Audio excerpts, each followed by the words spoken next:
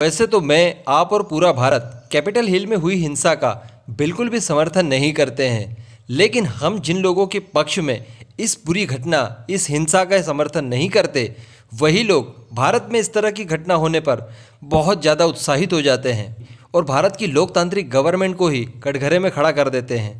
जी हाँ दोस्तों, जब कैपिटल हिल में इस तरह की हिंसा हुई थी तो न केवल उपद्रवियों का बल्कि अमेरिका के लोकतांत्रिक तरीके से चुने गए राष्ट्रपति डोनाल्ड ट्रंप, उस वक्त दुनिया के सबसे ताकतवर व्यक्ति रहे डोनाल्ड ट्रंप के सारे सोशल मीडिया अकाउंट्स बंद कर दिए गए। जी हाँ, इस तरह की सोशल मीडिया साइट्स और इनको चला रहे इनके रहनुमा, ये अपने आप में ही सिस्टम बन गए और इतने बड़े सिस्टम बन गए कि पूरी दुनिया के सबसे ताकतवर व्यक्ति के भी अकाउंट्स डिलीट कर दिए गए। लेकिन वहीं जब इस तरह की घटिया हरकत भारत के अंदर होती है और लाल किले के ऊपर धर्म विशेष का झंडा लहरा दिया जाता है, भारतीय झंडे का अपमान होता है, भारतीय गणतंत्र का अपमान होता है, और उसके बाद जब हमारी गवर्नमेंट कुछ हिंसक लोगों की सूची ट्विटर को देती है और कहती है कि इनके अकाउंट बंद कर दिए जाए ताकि ये हिंसा न फैलाए, लेकिन इसके ऊपर ट्विटर का जो रवैया रहा वो आपके सामने ही है।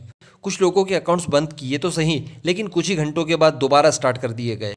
यानी अगर आपके यहाँ इस तरह की घटना हो तो ये सरासर लोकतंत्र पर हमला है, हम भी मानते हैं इस बात को।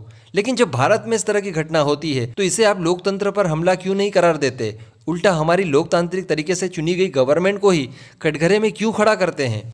खैर छोड़िए, इस तरह के डबल स्टैंडर्ड का शिकार भारत पहली बार नहीं बल्कि कई बार हो चुका है। इस तरह की घटनाएं तो भारत के साथ होती रही है, लेकिन ये लोग आज तक भारत का कुछ नहीं बिगाड़ पाए। इसलिए भारत जैसा था वैसा ही है और ऐसा ही रहेगा।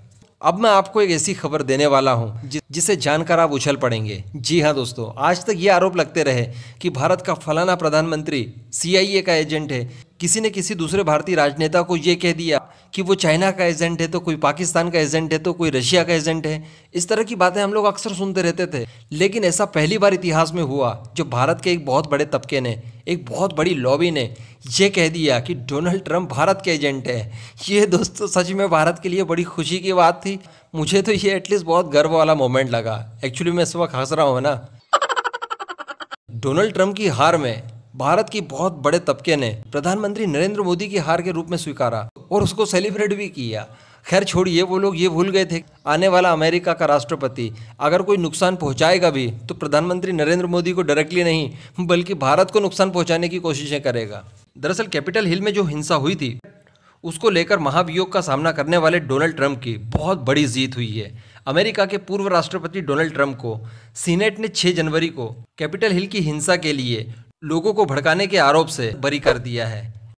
इस तरह से डोनाल्ड ट्रंप के ऊपर दूसरी बार महाभियोग के मामले में बरी होने का मामला सामने आया है। और इस तरह से बरी हो जाने के बाद डोनाल्ड ट्रंप ने इस फैसले का न केवल स्वागत किया बल्कि उन्होंने ये कहा कि उनका राजनीतिक आंदोलन बस अभी शुरू हुआ है, यानी अभी पूरी पिक्चर बाकी है। डोनाल्ड ट्रंप ने अपने बयान में कहा, मेक अमेरिका ग्रेट अगेन। ये हमारे लिए ऐतिहासिक और देशभक्ति का बहुत सुंदर आंदोलन शुरू होने की एक शुरुआत है। उन्होंने कहा, आने वाले महीनों में मेरे पास आपके साथ साझा करने के लिए बहुत कुछ है और हम अपने सभी लोगों के लिए अमेरिकी महानता हासिल करने के लिए अपनी अविश्वसनीय यात्रा को जारी रखने के लिए तत्पर हैं। यानी उन्होंने इस तरह के बयान देकर जो बाइडेन को ये बता दिया है कि आपके सफ़र में बहुत सारे कांटे आने वाले हैं, आपको बिल्कुल भी छोड़ा नहीं जाएगा। एक मजबूत विपक्ष के तौर पर वो उभरेंगे। इस पूरे मुद्दे पर आपका क्या मानना है, नीचे कमेंट करके ज़रूर बताइएगा।